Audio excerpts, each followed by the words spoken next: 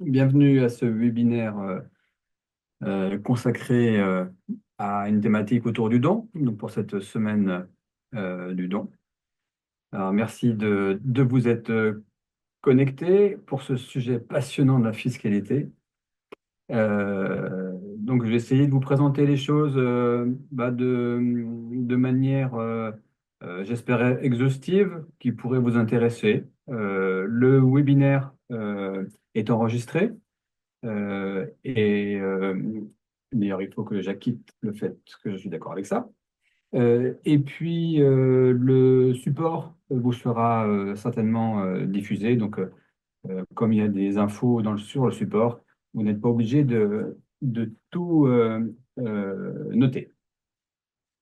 Si ça vous convient, on y va. Donc, la thématique, ce sont les dons en nature ou numéraire, et notamment les spécificités fiscales et sociales en France. Donc à date de septembre 2025. Ce qu'on va voir ensemble, c'est déjà un don, c'est quoi, pour que les choses soient claires. Comment c'est traité fiscalement quand on est particulier, quand on est une entreprise. Parce que vous avez peut-être autour de vous des proches, des connaissances qui ont une entreprise et que ça pourrait intéresser. Et puis quelques situations particulières, notamment tout ce qui est successoral. On va traiter aussi on va parler du traitement social, mais ça ira très très vite. Et puis on verra un peu les obligations et les sanctions éventuelles. Parce que qui dit fiscalité dit sanction si on ne respecte pas tout.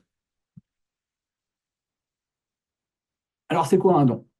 Un don est défini par la législation comme un acte de libéralité.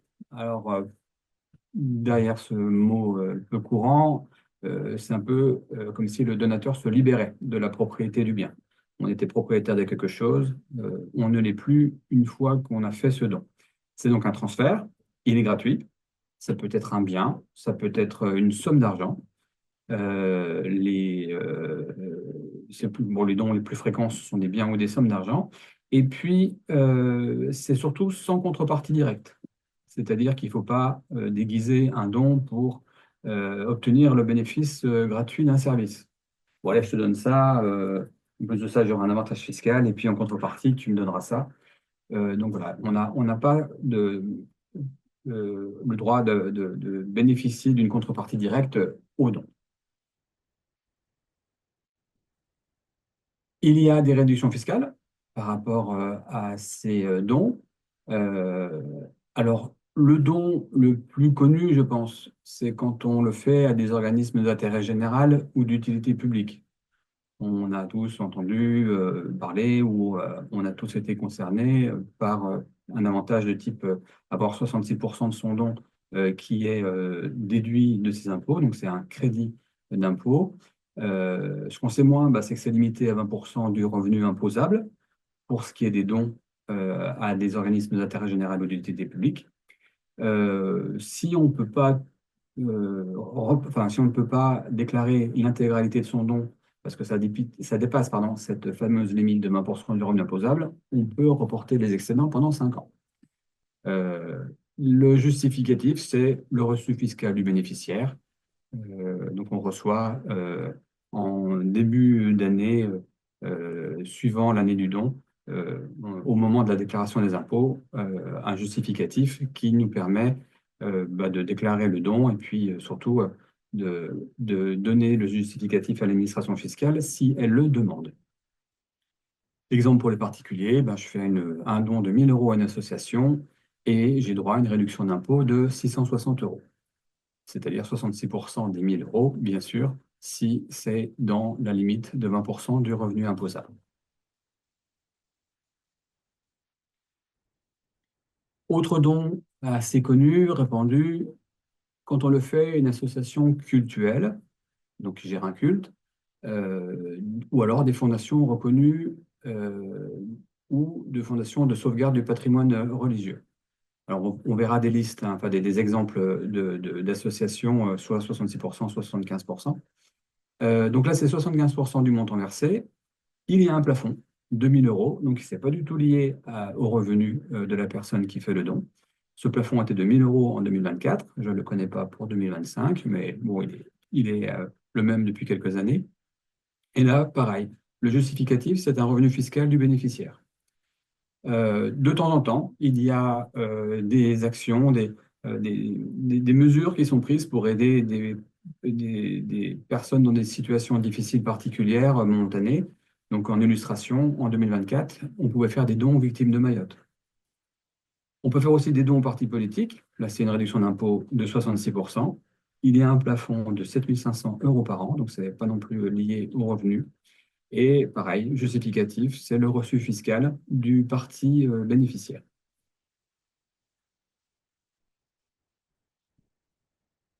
Alors, traitement fiscal pour les entreprises, bah, pourquoi j'en parle? Parce que, comme je le disais, autour de vous, bah, vous avez peut-être des entreprises qui peuvent donner. Et comme vous le verrez, l'UGCAM fait partie des entreprises qui peuvent recevoir. Donc, réduction d'impôt sur les sociétés, 60% du montant des dons peut faire l'objet de cette réduction. C'est limité à 0,5% du chiffre d'affaires. Là aussi, si le don est très très généreux et dépasse cette limite de 0,5%, l'excédent est reportable sur 5 ans.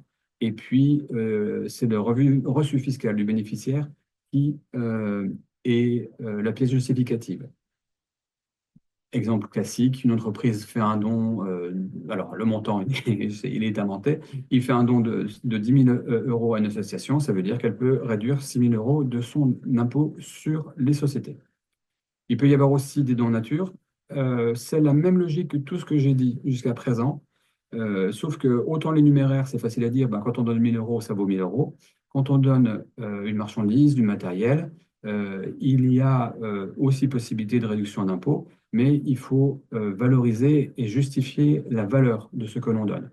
Alors là, il y a plein de techniques, hein. Je ne vais pas rentrer dans les détails, mais en fonction il peut y avoir des valeurs vénales, d'usage, ou alors suivant l'ancienneté du don, enfin, du bien, pardon, qui est donné. Quelques cas particuliers.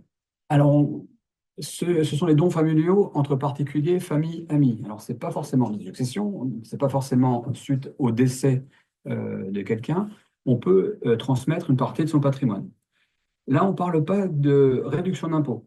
Donc, les dons familiaux ne sont pas éligibles à la réduction d'impôt. Mais ils peuvent faire l'objet d'abattement des droits de donation. Quand on transmet un patrimoine, c'est toujours imposé, mais c'est imposé au-delà de l'abattement légal. Il y a une petite nouveauté sur la loi de finances pour 2025, c'est que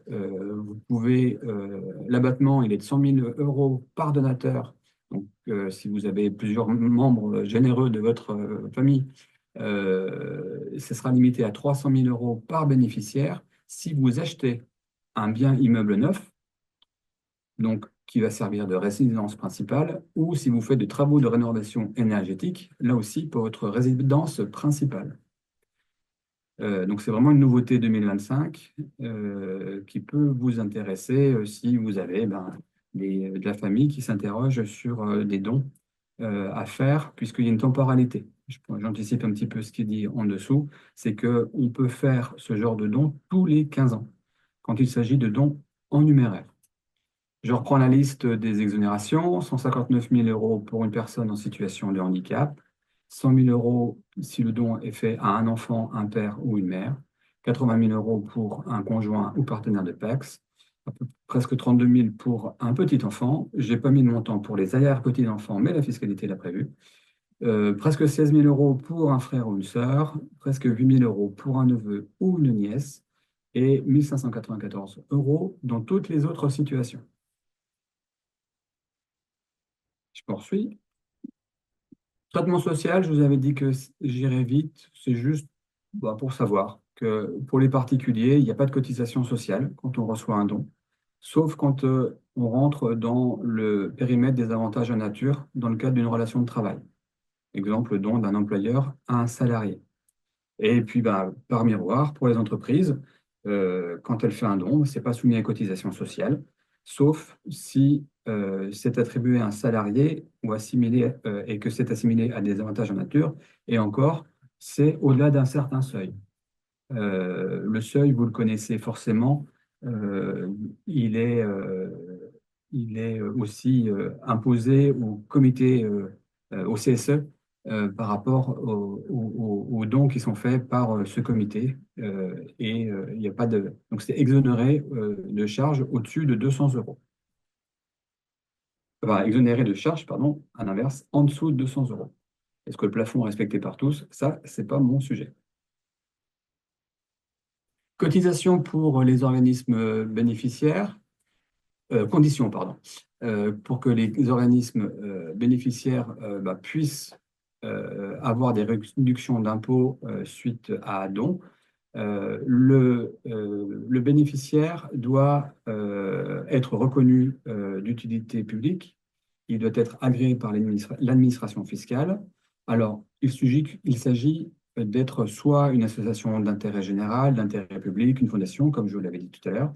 Et surtout, il faut que cette association soit ouverte à tous. Si c'est une entité qui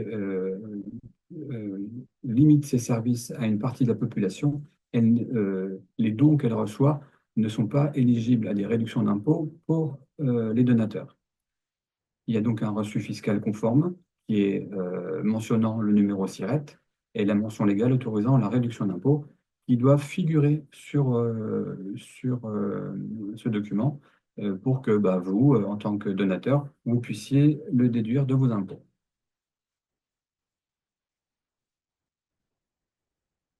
Vous avez là des exemples d'organismes éligibles dans les associations reconnues d'utilité publique les plus connues, et encore, c'est relatif, c'est Croix-Rouge, Secours Populaire, UNICEF France, Médecins sans frontières, donc l'association France Téléthon, des associations reconnues d'utilité publique, des fondations reconnues d'utilité publique comme la Fondation de France, la Fondation ARC contre le cancer, la Fondation 30 millions d'amis, Fondation pour le logement des défavorisés, et il y en a d'autres.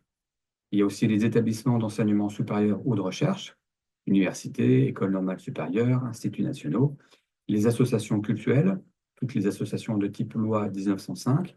Donc, on est là plutôt du côté du droit Alsace-Moselle, et les partis politiques, donc sous certaines conditions, et les organismes de sécurité sociale, dont le GECAM, j'en parlais tout à l'heure. Obligation déclarative, quand vous faites un don, le moment de le déclarer, c'est avec vos revenus. Donc, je vous ai mis les cases à utiliser, euh, la case 7U2, UD de la déclaration 2042 pour les organismes d'aide aux personnes en difficulté. Donc là, c'est les 75%. 7UF 2042 pour les dons aux organismes d'intérêt général ou case 7VA pour les dons et cotisations aux partis politiques. Mais là, c'est une déclaration un peu spéciale, c'est la 2042 RICH. Pour les entreprises, dons à déclarer dans l'alias fiscal, c'est un imprimé 2109 RCI pour les réductions d'impôts. Ce sont des choses que à la direction comptable et financière de l'EGECAM, nous utilisons pour réduire notre impôt sur les sociétés. Les sanctions en cas de non-respect, pour les donateurs, vous perdez le bénéfice de la réduction d'impôt.